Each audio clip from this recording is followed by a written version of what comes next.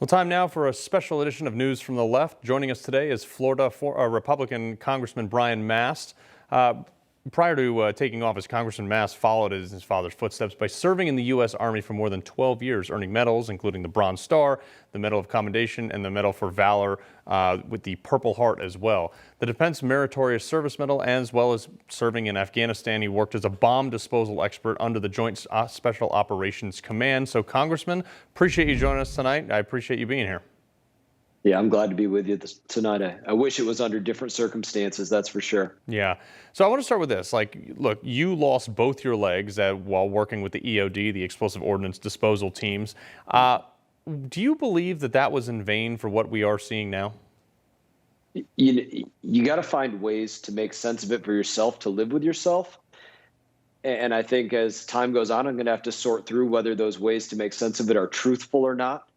I say this very honestly, for everybody that served, everybody that sacrificed, we hold our heads high because we served our American values. We served causes that we believed in. We executed a reckoning against terrorists that attacked us. And probably most importantly to most of us that stepped onto those battlefields, we did absolutely everything that we could for those brothers and sisters of ours to our left and right, those that we would have given absolutely anything for. And we executed all of those things with every fibers of our being and our limbs and our eyes and the burnt skin and the blood and everything else that we went through. And so in that, we hold our head high. I think it takes us a little bit to sort through this mess that President Biden created. You know, there was an article in The Atlantic today called "Afghanistan is Your Fault." It lays the responsibility for what's happening there at the feet of the American people. Now, this author and this jerk who wrote it, Tom Nicholas, writes, American citizens will separate into their usual camps and identify all of the obvious causes and culprits except for one, themselves. And if you break it down by soldiers versus diplomats, here's the problem is I think we went in there for the right reasons. I think we started the war and then somewhere along the line, late Bush, we started doing this nation building. And my take is this, look, if you want to win a war, you send soldiers, the U.S. soldier, the U.S. U.S. military is the most lethal fighting force the world has ever seen. And we are there to kill bad guys and break things. If you want to be diplomatic, send diplomats. But if you're not prepared to just send diplomats, maybe you just let soldiers do their jobs, right? Look, I think you know as well as anybody, they do not unleash the full violence of action that America is capable of to its fullest extent. Otherwise, as I've told many, Afghanistan would be a smoldering pile of ashes right now. Yep. But it's not, because we weren't unleashed in that way. And the most dangerous thing that cost lives previous to this moment and what's going to cost lives moving forward is when you have leaders in charge that their biggest concern is what are the optics, what's the appearance of what's going on.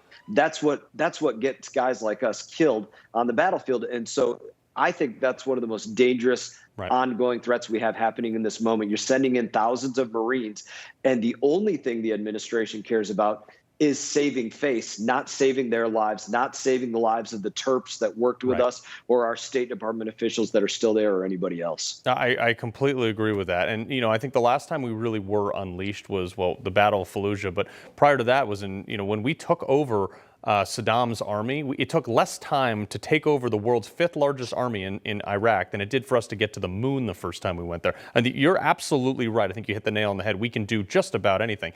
Now, some of the medias are trying to spin this into Afghanistan, some sort of a positive light. Listen to this garbage from CNN. They're just chanting death to America, but they seem friendly at the same time. It's utterly bizarre. Oh, yeah. What is it with CNN? Mostly peaceful protest, burning building in the background. Woman that yesterday had nothing on her head now is completely wrapped up and saying, they seem very nice. Yeah, to call them hacks would probably be an insult to that word. They said the same things about the Black Lives Matter protests throughout, summer past. Mostly peaceful protests. They like to say the exact opposite of what's going on because it doesn't fit their narrative. We're used to that. We see that going on constantly. But what does it ultimately do? It hurts the American people. It's the definition of this false propaganda. And it creates a situation that makes the rest of the world just simply laugh at what Americans are being shown. It really is, and the problem is people actually, well, I guess it's just only in airports now, but people actually up until a point watch that stuff, and that's how they made their mark, was by being war reporters, and now we get this. Congressman Brian Mast, we appreciate you joining us. I wish you the best. Thank you, sir.